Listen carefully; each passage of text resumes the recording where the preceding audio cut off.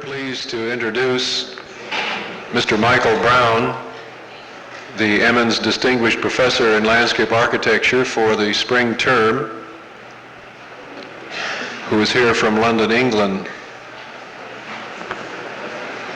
Mr. Brown is in practice in London in the field of landscape architecture.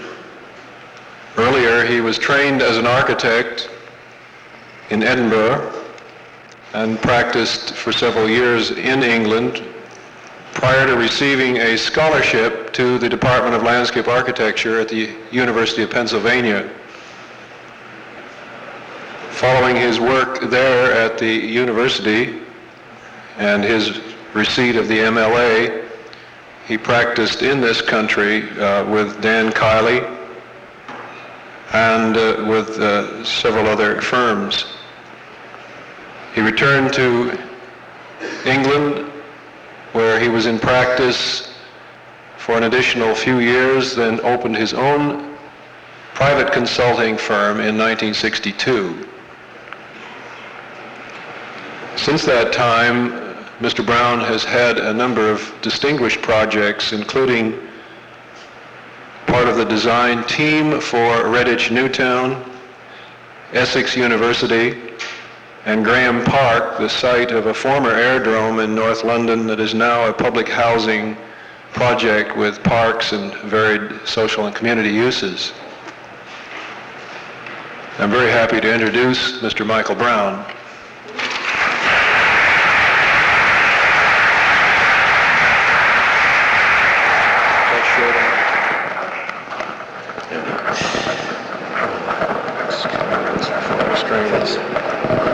If it's not too close, I won't notice too much. I think I'd like to drop a little bit.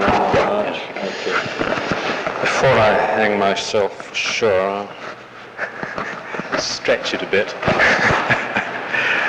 Ladies and gentlemen, John, thank you for your kind introduction. Can you all hear me? I hear a most disconcerting echo, so unless you holler, I shall assume that you can hear me. Can you hear me? No. Well, I'll speak up.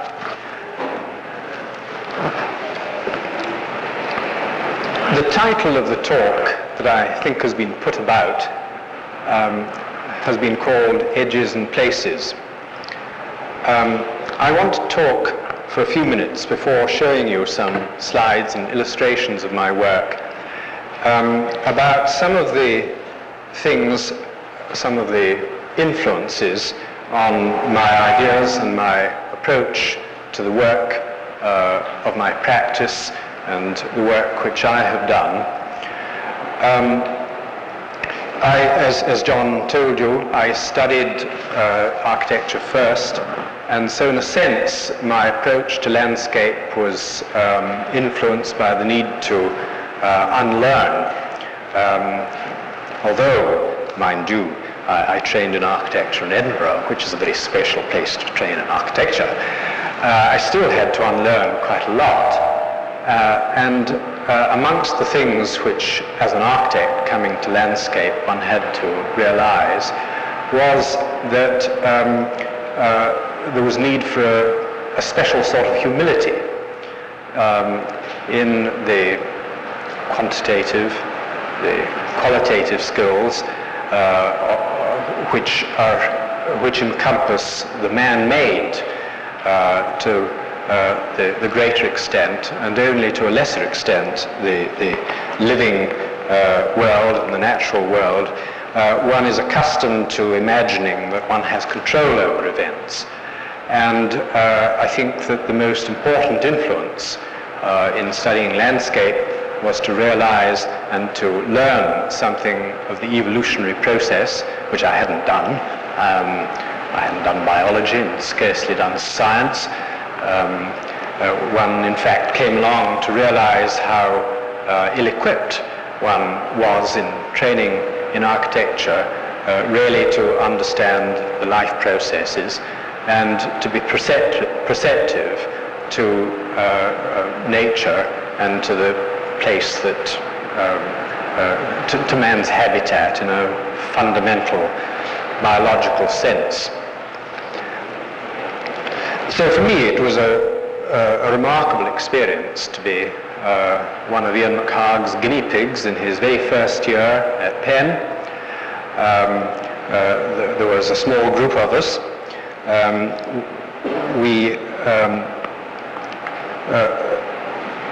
I think we're very fortunate in being exposed at a time when landscape, in his department at least, had not yet formulated itself. And so, in a sense, whilst we were the guinea pigs of his department, we also, I think, were able, because there was a large group of architects amongst us, to grapple with some of the problems of crossing the boundaries between landscape and architecture. But this presented considerable difficulties, and I remember this quite vividly from my own personal experience, and also whilst I was studying, but also after I had worked for Dan Kiley, which I did for 18 months afterwards, but when I came back to teach. And I recall quite vividly how amongst the group of very talented architects, and I think they were nearly all architects and planners, there were two particularly, one Englishman and one Norwegian, for whom I set a project of designing a park. And it was a park on the edge of the Schuylkill in Philadelphia, and they were, these two particularly, were very anxious to create a link between the center of the town and this new riverside park.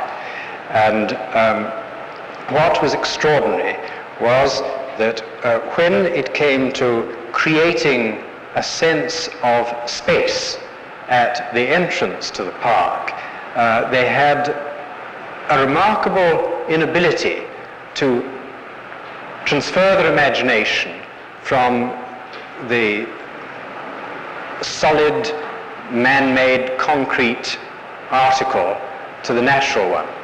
And I was astonished when they designed a space with, here, two graduate landscape students, and the only sculptural objects with which they could create space were columns of concrete. Well, now, I don't say this because in judging them, but to stress the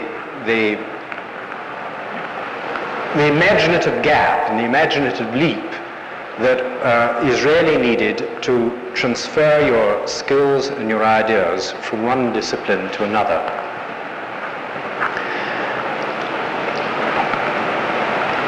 After I had worked for Kiley, Ian McHarg asked me to come back to Philadelphia and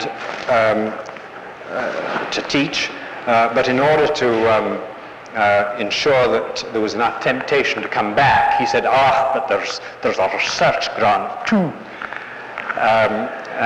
Well, now, he didn't tell me what to do, so I went back, and I had got rather deeply involved in the teaching, you see, in the first couple of months, and Ian kept at me and he said, "Now, Michael, what are you going to do your research about?" So I said, well,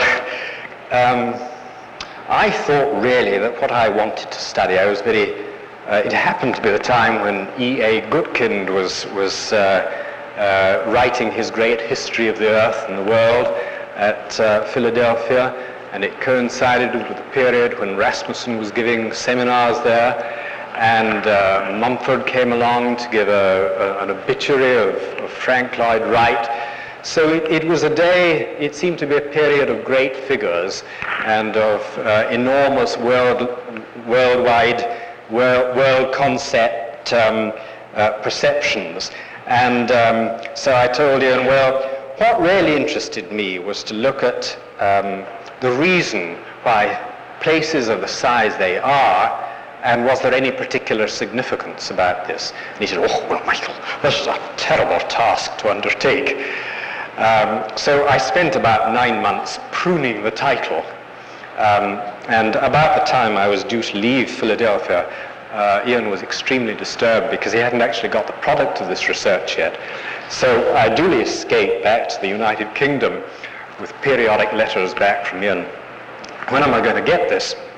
So I had actually decided on my title, but was somewhat late, unlike the students in my studio who are nearly all on time. I did eventually produce my piece of research, which I called Light as a Component of the Landscape. Now, it sounds an elusive sort of subject, and it is, but it was not really until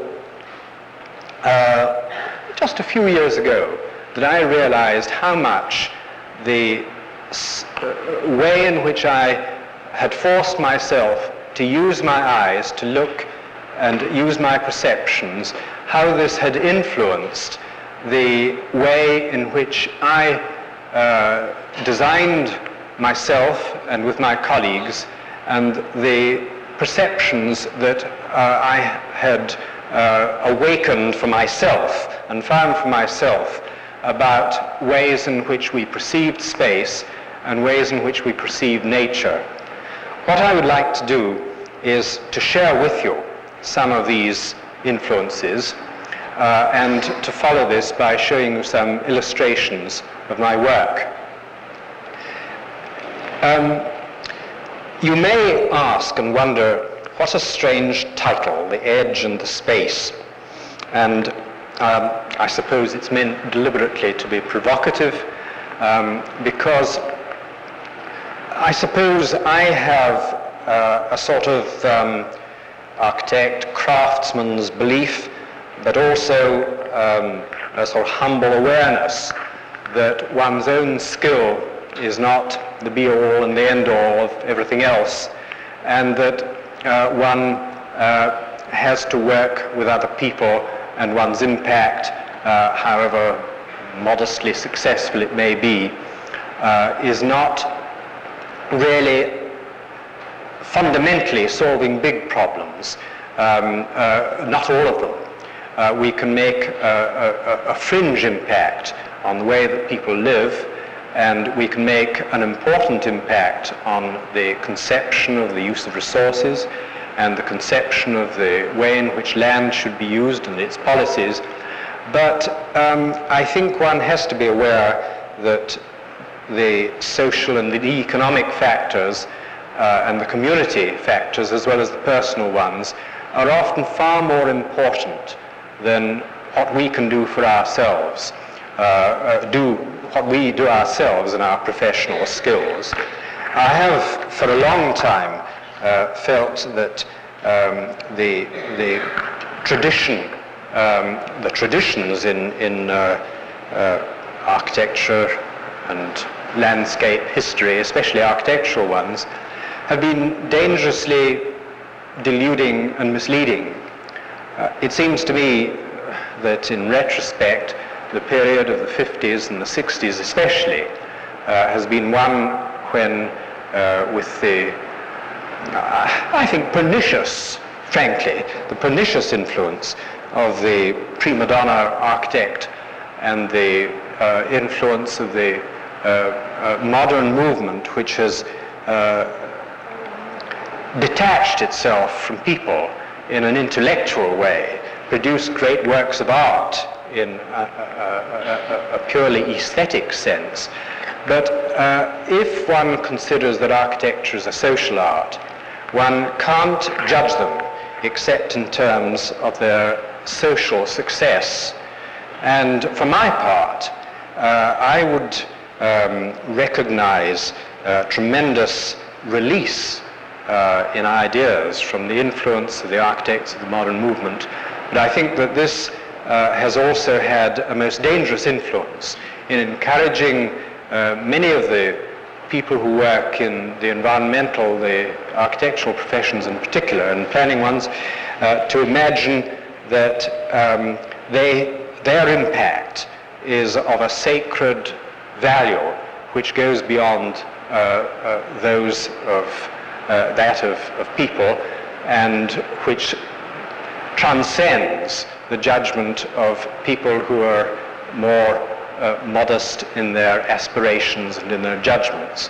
And I feel myself that there has been a distortion of which the evidence is visible in most of our large cities, in many of them in Europe, and certainly I see it still in America, where the city centers and the spaces between buildings and the connections, the streets within the city, have, I think, been seriously jeopardized by the urge of the builder, the architect, and the planner to make works of art in their own right without connecting them with what is next door.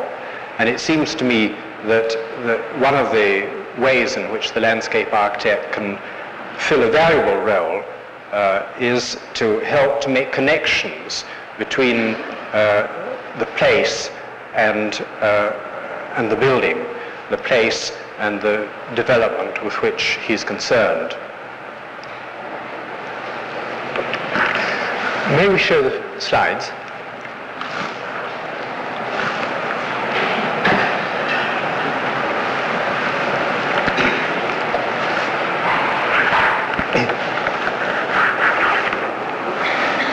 It's a remarkable thing that one needs such slender resources with which to create a sense of space. Often they need only be quite symbolic, but nevertheless the space is a true reality.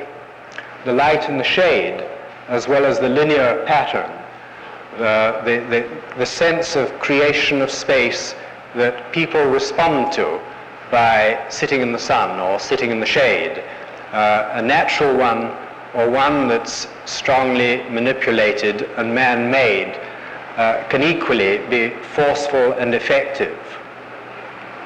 Whether the trees are mature with wide canopies like these ones in Oxford, or whether the intimation of space and the awareness of nature is conveyed by the remarkable way that the foliage of the trees, the plane and the line are particular examples, can transmute the light and bring the light down.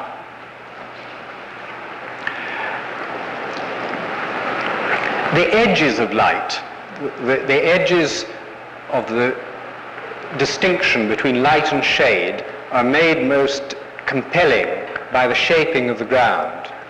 And the shaping of the ground gives information through the shadow as well as the contrast between the shaded area and the lighted space. And the space, the mystery of what is beyond is an important characteristic of the urban scene. It's important too that one should have a sense of the texture of things. Here the shadow is giving us negative information about what is seen. Now something's got out of sequence, yes. Now I like to show this photograph, which is one that I took in your country. It's at Tanglewood, and it, for me, delightfully illustrates the value of the interrelationship between buildings and trees. Those trees must have been all of 90 foot high, Pinus strobus, white pine. And what I find of particular personal visual satisfaction is this contrast between the massiveness of the trees and the slender, modest quality of the building.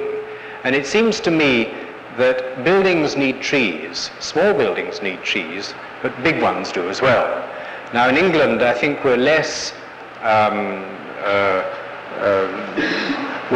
ready to accept buildings near trees than you are, perhaps because we have a less extreme climate, and there is a tendency for the British to go for small fruit and decorative trees and not to appreciate, as I know you do, their value in modifying the conditions and the microclimate immediately around the building. This is James Rose's own garden. You may know of him and remember him as a landscape architect who was contemporary with Tom Church and with Dan Kiley and with Ekbo. And I find this a very interesting and remarkable little example of the way in which in building one can respond to the inheritance of the site. And he built his house, his own house, a ramshackle little cockle shell of a thing with concrete blocks and rather thrown together windows, not very well detailed, but beautifully conceived, with a wonderful sense of the relatedness between the inside and the outside, and of course with a very close relationship between the building and the trees. We see the trees both from outside and through slots, either through slots in buildings or from the inside. And these perceptions are just as important as the recognition and their value on the outside. Now, when I was introducing the slides, I spoke about my own personal influence of the influence on me as an architect in dealing and being faced with the need to meet a new challenge in landscape. And one of the most compelling senses was the need to join things together and the awareness of the craftsmanship in joining things. And it seems to me that the line which expresses the edge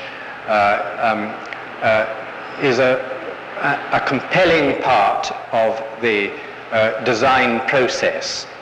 And well, here are two contrasting illustrations, a little handrail and some steps at Mont Saint-Michel in France and Raucham in England, where the shape of the definition of the edge of water, this narrow runnel into the pool, and the disciplined line and the change of direction, the angularity of the change of direction of the railing, and the way in which it catches the light, both of these give a particular sort of sense of satisfaction. You feel that you really can touch that railing.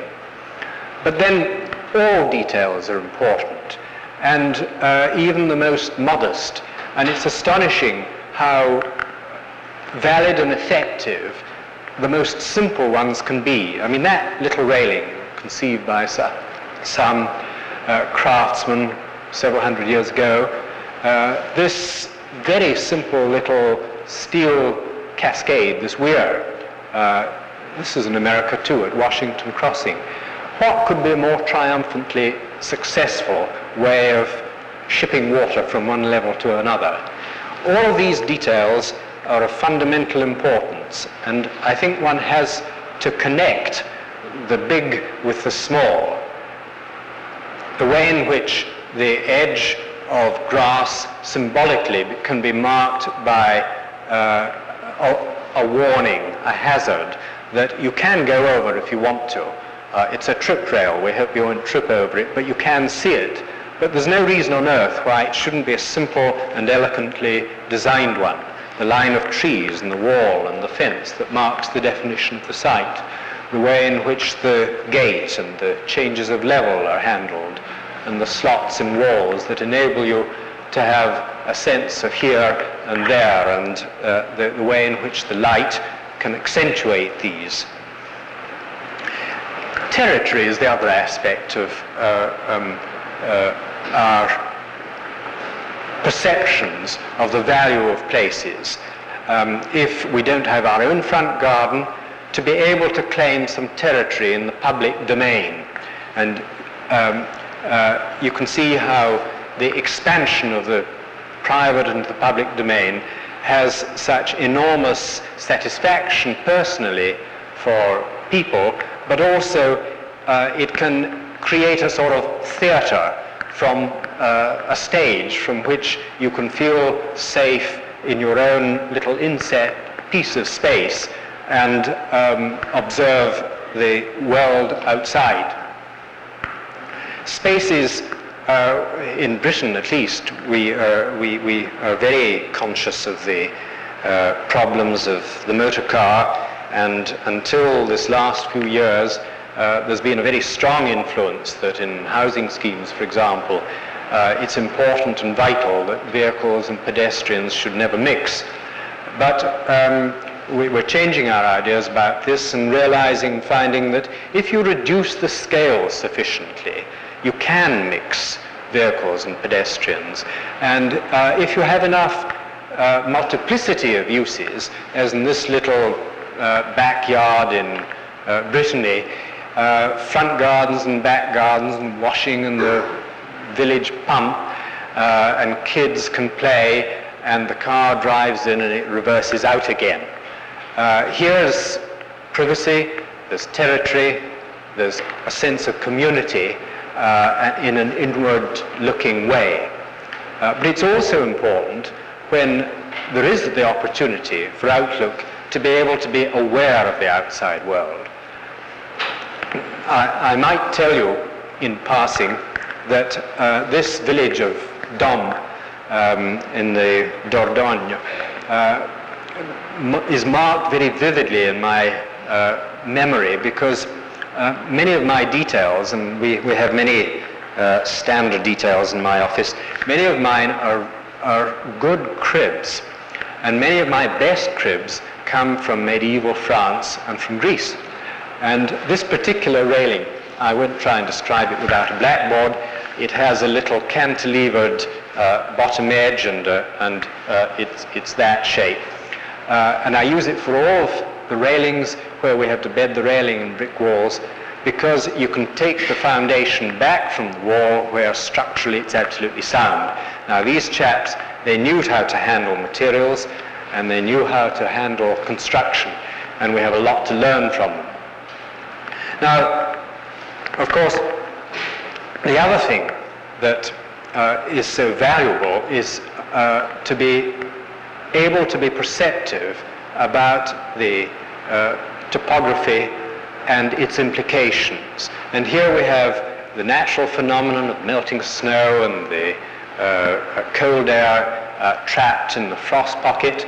There it is, visibly reminding us that we can't ignore nature. And here, a most beautiful wall at Blenheim, just alongside the village of Woodstock, north of Oxford, where the mason has responded to the change of topography.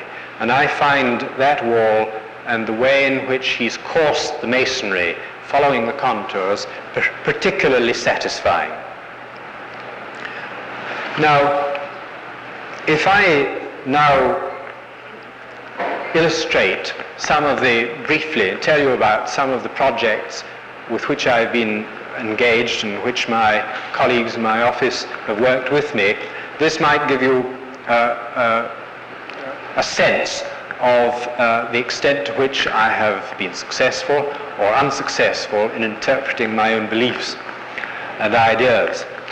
This is the University of Essex, for which I prepared a landscape development plan with, in conjunction with a very bright and intelligent and delightful team of people, architects, co-partnership and planning consultant and highway consultant and engineers.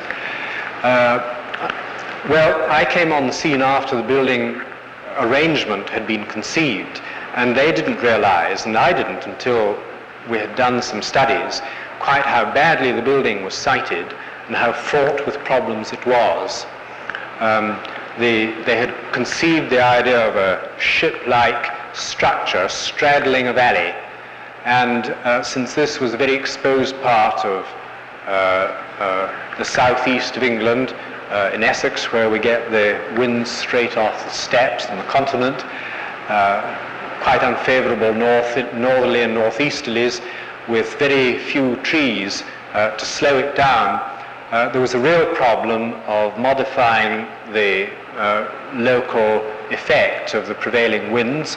But not only that, which caused us to recommend a series of shelter belts, but also the very fact that the building was sited straddled over the valley was exacerbating the tendency and the effect not only of the air, which was speeded up and causing turbulence around the buildings, but also on still cold evenings and mornings, you had the cold air quite close to the ground, drifting down into the bottom of the valley and seriously affecting the temperature of the buildings. This was, I won't spend time to explain it in detail, but this was a diagram of the favorable and the unfavorable areas of the site, and the arrow pointing out, illustrating how the change of direction of the valley, as well as its depth, speeded up the flow of air. And according to whether the wind was coming down the axis of the valley, which would cause a vacuum and draw the wind down laterally as well, or whether it was coming across, there was always an unfavorable effect when the cold wind was blowing. And out of this analysis, we devised, in conjunction with a geographer, George Stringer from the University of Birmingham, we devised a plan which was fundamentally and importantly related to ways of modifying the local microclimate effect of the conditions due to the topography and due to the building arrangement. And we invented what we called air drainage ditches, which are shown symbolically by these little lines with the oblique arrows, which were an association of earth bank, of tree planting, and of drainage ditch, which helped to direct the cold air obliquely to the contours from the bottom of the valley. And George Stringer also helped us to devise criteria for the design of the courtyards, which revealed some quite interesting information that in particular under the varying weather conditions, the cold air and the rain were sometimes caused to come upwards and not merely downwards. And this it provided us with useful criteria for a layout which, as you will recall, consisted largely of internal enclosed courtyards. This is another project, the Hendon Aerodrome site that John Russell was speaking about, a large site of about 200 acres, of which about 70, for which we were responsible for the detailed landscape of about 70 acres of this central patch of housing that stretches up and turns round.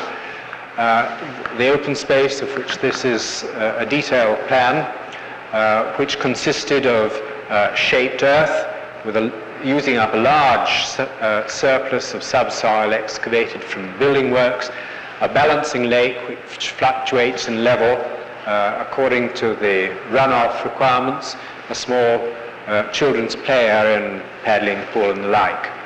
And this shows the general layout of the whole context. There was housing for the Royal Air Force on the left hand, the western edge of the site, and also some private development between that and the Greater London Council's scheme.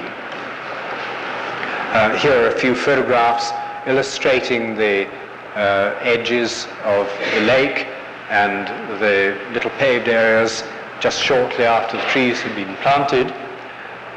Details of the weir and the beanstalks which are holding the trees up. The play building itself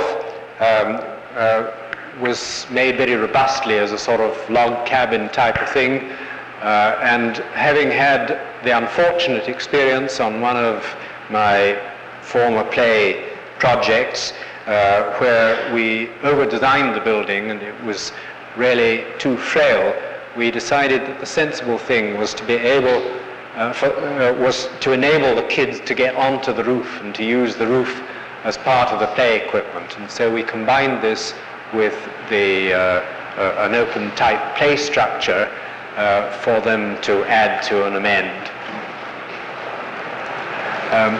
I thought it might be of interest to you, because I've referred to this a few minutes ago, to see, first of all, the layout of the total project.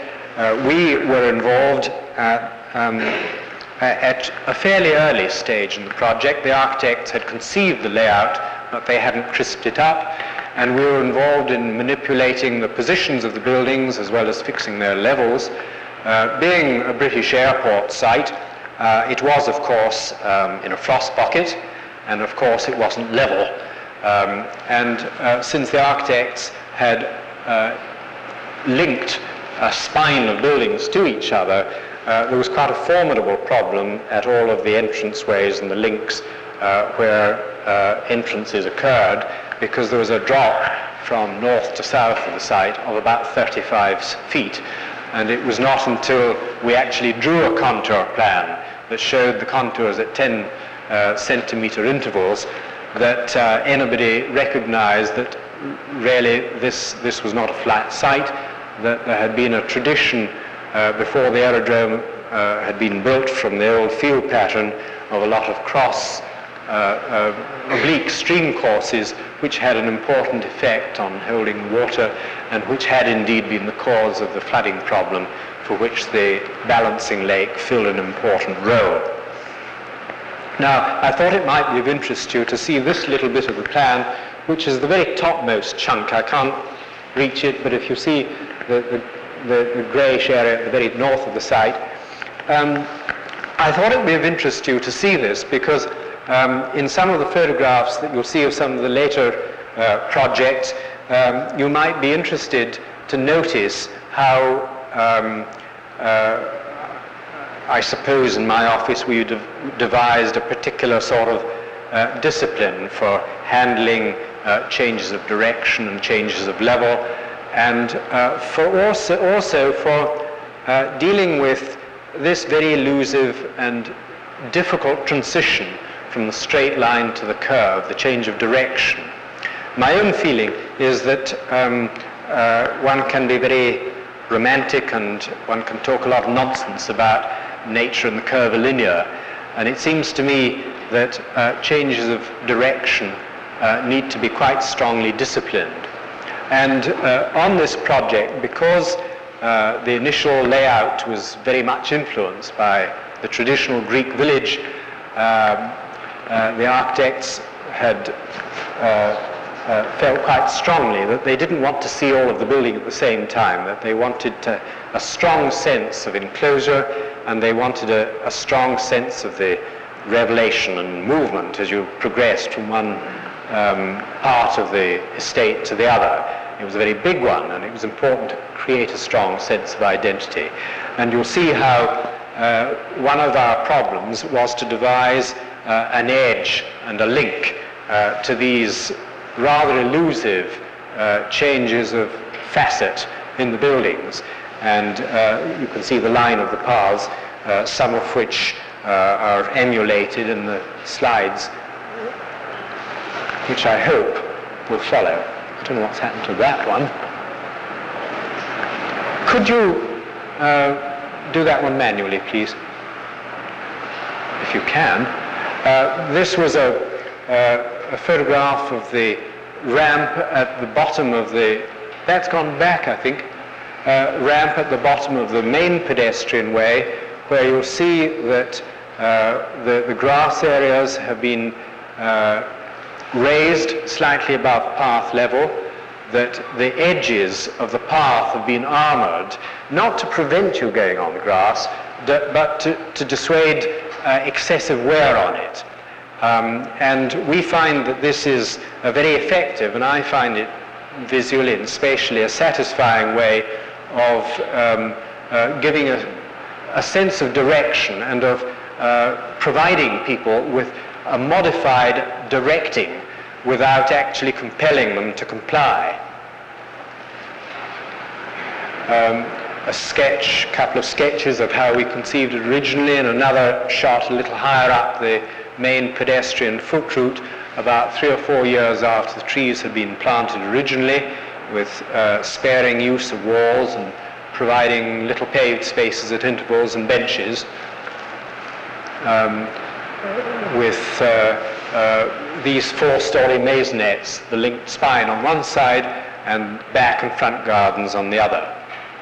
I thought you might be interested also to see a feature around the community centre where we wanted to use water, but it was important because of the problems of management and care that the surface should be tolerable and interesting even when the water wasn't there, or if it was switched off or some tragedy occurred. So the water is very shallow, and as you'll see, we formed a series of pools which encircled the community centre and brought out the texture of water by using bricks modelled to break it up and break up its surface. Now this was another housing scheme, a high density one, where we had a very formidable problem of somehow persuading the pedestrian and the guy who's bringing the milk float and the postman that he ought to go up 1.5 floors in order to enter the central spine access galleries to this housing scheme. A very high density block, a very high density scheme of nearly 200 persons per acre, and we thought it was important to create a pleasant and modified transition from street level to about 16 feet above street level. And we provided little insets from the street and steps and railings and walls that provided light and shade and little slots that enabled you to look out and provided opportunities for kids to jump up and down. You can see how we've sometimes had a very simple railing detail. Where there's greater height, you have to modify it because there's a greater risk for kids, but it's very nice to keep it simple where you can. This little slope on the left is another view of the photograph you saw just before, and the children, the youngsters, teenagers really like to sit around and jump up and down and run up and down these. They, I think, are very satisfying for them.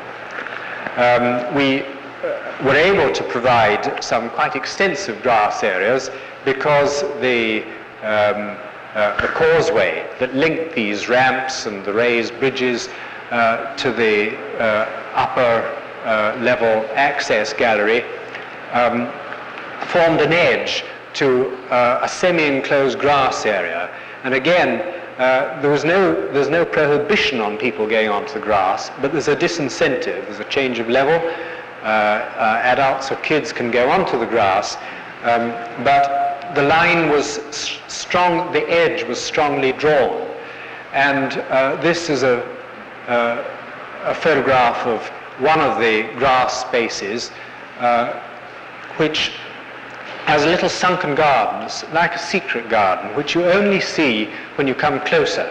There's a link from one wing to the other, which you don't see until you're either high up or close to it. And this itself creates a sense of privacy and enables the green space to sustain a higher intensity of use than it otherwise would have done. Some illustrations of a different housing scheme at a less high density. I'll show you another. This is at about 140 persons per acre, where there are some very, very tiny spaces. I'm glad we had a high proportion of hard landscape because, oh boy, has that scheme taken a battering. The trees have been cut and lacerated. All the planting virtually has been pulled out. The tragedy is that this was a scheme which had as much loving care and more than the next one I shall show you, but because the spaces were small and because there was no green space, no park for adults and for children, there wasn't enough space for people to expand into. And although in Britain we speak a lot and we're very keen on the idea of reacting to the high-rise blocks by having low-rise, high-density, one has to tackle these with care also, because although this looked very pretty when it was finished, it needs quite a rehabilitation job now to put it right. Now, the scheme with which I shall be contrasting it is a bit later, I pointed out shortly. I thought you might be interested. Can you focus this one on your right, please? Or shall I try and do that? I thought you might be interested to see this. This is a roof garden space at ground level. It's a space about 35 feet wide from that wall to the high wall bounding a school playground, and about 150, 200 feet long. We made a little entrance annex from the street with this timber pergola and a little pool with stepping stones. We had literally that space where those trees are on the left, which was the only place where trees could reach natural ground. Everything else consisted of meter-high raised plant beds on a suspended concrete roof. But although it's in a very tough area of London, just beside King's Cross and St Pancras and Euston stations, the main vandalism problems we've had have been from one rather demented old gentleman who has a passion for pulling out the plants and throwing them in the pool. Surprisingly enough, many of the plant beds have survived reasonably well. But it's an interesting illustration of how quite small spaces can have almost more value if they're well furnished with plants and decent materials, and if they're constructed and designed in such a way that they can sustain the sort of wear they'll get. They have great value, even and perhaps especially because they're very small. Now, this is the other housing scheme with which I wanted to contrast the earlier one. The same density, 140 about to the acre. These rather dreadful, you can see them, 5 and 7 story slab blocks. There are some low blocks and a couple of 21 story block as well, and a couple of 11 story ones. Real backward looking architecture, but for reasons which it's sometimes difficult to pinpoint and analyze, this has been remarkably successful from a management and survival point of view. And I think the reason has been that in spite of the architecture, that the spaces have been big enough and the detailing, I like to think, has been sufficiently robust that it's been able to sustain fairly heavy use. And in good weather, you often see the kids and the families sitting out in grass, which is really very unusual in a public green space. But many of the trees all of the trees were provided in reasonably decent semi-mature size with balls of earth. And both the trees, the grass and the paving have been able to sustain the heavy sort of use that there's been. Here again, we had a huge surplus of soil from excavation, and these were 2 shots of sunken play area for the smaller children, which again enables them to relate to the grass space and enables the parents and the adults who are looking after the kids to keep an eye on them even when they stray, but helps to contain them in a subtle sort of way. And here are another couple of examples of the main pedestrian route, which will eventually link up with the other housing scheme and many other community facilities, and also a photograph of the play area for the older children on the northern part of the site. The joining of the edges of the different planes of brick masonry has always fascinated me, and one can,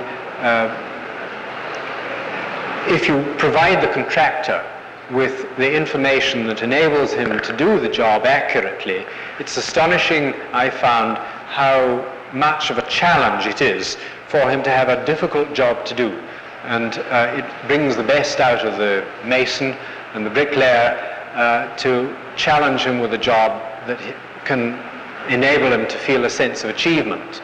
I experienced it on this job and on previous ones, that the contractor has said, well, look, this is impossible, you can't possibly ask us to do that. And yet they've had this enormous satisfaction at the end of it, of having done it. There was some very tricky cutting, but if the information is there and the skills can be drawn out, you can get results. Well, I enjoy water landscape. This is one of the more enjoyable projects. My wife is a potter, and we collaborated with a firm that makes stainless steel clay slides, and they helped to make the supports for this water sculpture on a roof garden at the Royal Northern College of Music in Manchester. Like the previous roof garden, there were very considerable restraints.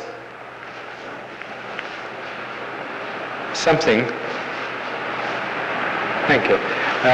Very considerable restraints on the design. That was the site before we did anything, and you can see there were these skylights around much of the roof garden, an L-shaped space it was, and this was the same view after the pergolas and the plant beds, which are only 6 inches deep, had been constructed with the water sculpture at the junction point, and this was the upper level before and after. Now, I've had very few private clients. That last project, the roof garden, was donated by a patron of the college, so in effect, although it was a school, an institution, a college of music, it was for a private client. And this is really the only other major private job that we have done. A private house for Timothy Sainsbury, who wanted a little weekend shack, and he called in Dennis Lasden to design it. And we were fortunate in being asked to do the landscape, and I thought you might like to see how quite a different sort of project where simple detailing of plants and the use of plants contrasting with grass and the big spaces of hundreds of acres overlooked by this hill house were an important part of the project. This was a view of the terrace with rather simple treatment overlooking quite extensive areas of farmland. Just simple materials, herbs and lavender and red oak and simple ground covers and climbers. Little back niches around the swimming pool building with gates and clematis and dogwood.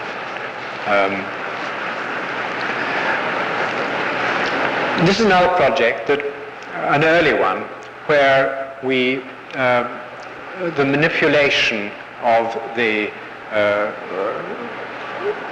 wind movement, of air movement, was an important part of the design. A swimming pool in Richmond, where I have my office, for which an indoor and an outdoor pool was required. For those of you who may know London or Richmond, it's quite close to Kew Gardens, between Kew and the River Thames, with ground that rises up some 40 or 50 feet over half a mile, exposed with not too many trees, and so the wind speeds up on the way up the slope to the site.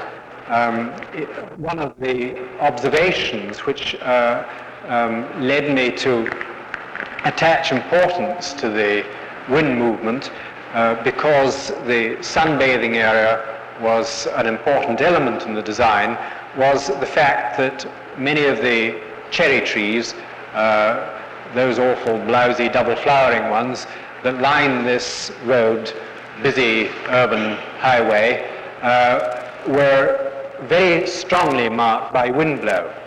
And so we designed the sunbathing area using earth to form a series of banks. The model predates the later studies to help to provide a sense of enclosure and also actually to provide shelter, which it did. These photographs were taken a couple of years after the trees had been planted. They've now grown quite considerably. I thought you might be interested, especially those of you who are in my studio, to see some photographs of Clydesdale Road, which was one of the first projects. I promised to show you these photographs, and I must do these, show these with some of the other ones. This was an interesting contrast to many of the schemes that we have been engaged on, because it was a very small infill site, really about the same size as that College of Music roof garden, about 50 foot wide and 100 and something long, with, could you focus this one? Could you focus the slide on the left? Oh, it's just a bad slide, I'm sorry. Well, it's a very simple treatment with a very difficult project, which those of you from my studio who tackled it realize, with 3 or 4 entrances at different levels, but an important interrelationship between the existing Victorian buildings and this rather smashing old Victorian church. And quite tricky canalization of routes is required, and to get to the various entrances and manipulate the changes of level. And this is an example of how even a dull car parking area, if you do your best to retain trees and plant new ones and provide decent detailing, can be slightly better than it might otherwise be as a bleak car parking space. And some of the details which we used, which simply reused old sleepers and old bits of railway line to create screen walls and fenders for the motor cars. The construction of the provision of ramps and steps with the alternative of access for prams or invalids or service vehicles to using the steps is, I think, an important functional basis, but also provides an opportunity and a challenge for detailing in a workmanlike way that solves the problem and hopefully provides visual satisfaction too. The way in which one responds to the changes of level and deals with problems of surface runoff can be an important element in design. Time is also one of the most vital and elusive qualities in our landscape. I reckon that one has to work with at least 3 time dimensions: the present, the near future, and the more distant future. And I thought this might be of interest to you. It's a housing scheme for which I designed the landscape, but also had the experience of living on the site. I was a resident in this site for 3 years, and this photograph was taken about a year, 18 months after the scheme was planted, and here it is 16 years later. The plane trees are just on the edge of the right-hand grass verge, and a few other shots as you progress through the site. The birch has matured. They're not exactly the same view, but with the same sort of character quite alongside. Well, some of my housing projects have been rather less kind. Now, this is not actually the piece of graph paper of the architecture, but it might just as well have been. But that was the image of the majority of the spaces around the scheme. Interestingly enough, another of our British housing projects at this sacred 140 persons per acre, with a prefabricated concrete construction and these very sterile spaces and rather sterile architecture, which had already been conceived and settled, and there was very little we could do about it apart from not accept the job or resign. And the task seemed to be to try to modify the space at ground level and to give a sense of enclosure and some sort of enjoyment for you within your own human height and around eye-level space, and also to provide some enclosure, some sense of smaller community to the grass spaces for which we had little walls and gated entrances. Now this is another scheme which has been rather more successful. The same sacred density, but built, now built about 14, 15 years ago.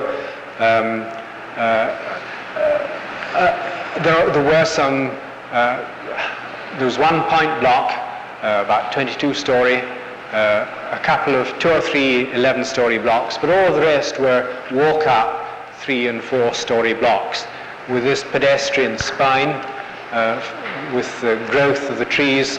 This was about 5 or 6 years later, and the former one and this on the right about 10 years after, 11 years after initial planting, and this about 7 years afterwards. There was a community space with a children's library and shops and pub and odd little children's play areas with raised grass area. And one of the interesting things about these is the way in which, by modulating the grass, you actually affect the perspective, and you see more grass as well as provide the interest of light and shade. On the left, the car parking area is made less conspicuous by being slightly sunken, but the paved spaces around the trees have been quite successfully attractive to kids. A women's barracks, which was transformed. I swore I would never go back to it after I left the site. We had terrible contracting problems, and I left it in that sort of state, and then miraculously, simply not because it was a specially good scheme or more remarkable, but because the commandant of the depot had chased the maintenance people and ensured that they looked after every blade of grass and every tree with loving care. Nearly all the trees survived, and here it is 10 years afterwards, and I couldn't believe my eyes. It is astonishing how the sense of time is utterly and completely dependent, in the case of soft landscape, on the care that's given. Now this, I thought, might be of interest to you, because this project was in fact the first one in which I started developing this constructional technique of using brickwork, which you will have detected I'm rather fond of. The sniggers, I'm sure they're mainly from my studio students, because I've been shoving that down their neck in a restrained way for a long time. But this was a raised terrace that we had to construct for a school alongside the Thames in order to make the spaces around the buildings and put buildings above flood level, from the risk of flood quite close to the River Thames. We enlarged the lake and extracted the gravel to form a raised terrace, and these were just a couple of photographs of the construction and the interesting way in which, if you let yourself respond to the changes of level that exist and solve the problems of drainage, quite interesting results can emerge simply because you're not trying too hard and you're responding to the situation on the site. So I conclude by saying that in a sense, I suppose I have regarded myself as a craftsman. I have enjoyed the sense of becoming involved in the detail of how you join things together, how the edge of the different forms of construction and the different uses seems to me the challenge in landscape, and it's not different from many of the other challenges. Now that one should produce a slide. Has something got lost? Now I show this one. There is one that should follow that. I show this one because I regard that as my best piece of landscape. Now I hope you'll enjoy it. I certainly did, but I'll tell you how it happened. This was the same site as the last one of which I was showing you the slides a few moments ago. By the way, there should be another slide. Well, maybe it slipped out underneath. Well, perhaps you could kindly look while I tell you about this little story. The contractor had built all of that lot superlatively. He'd got the hang of the method of construction and the detailing, and I had this really rather tricky problem on site where an additional building was required that hadn't formed, the path to which hadn't formed part of the original landscape design, and we had to accommodate a change of level around these trees. There were pines and deep-rooted, so I prayed that this wouldn't harm them too much, but we had to put... Well, as the slide got lost, so I didn't have a drawing of this. I simply told him, look, don't have the bricks at right angles, turn them the other way, and just follow the contours round, just like this, and shape them approximately in that sort of position. So he did that. I like to think that I had a bit of influence on it, but it really is one of the nicest pieces of landscape that I feel I've been associated with. But it was the inspiration and ability of the contractor that enabled it to happen. Well, now, I conclude with a question.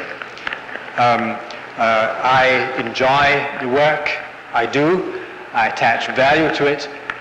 Yet, I think we also have to be careful not to assume that we have all of the answers. This is, for me, an interesting contrast between the adult and the child world. There's the adult conception of the way we should live, and this is a small corner of a most wonderful little play area, adventure playground in Rembrandt's Park in Amsterdam, where all the demolition contractors and the building contractors know that they should now ship every door from Amsterdam. And the kids make these wonderful and beautiful houses. There's only one of them there. But maybe something is missing.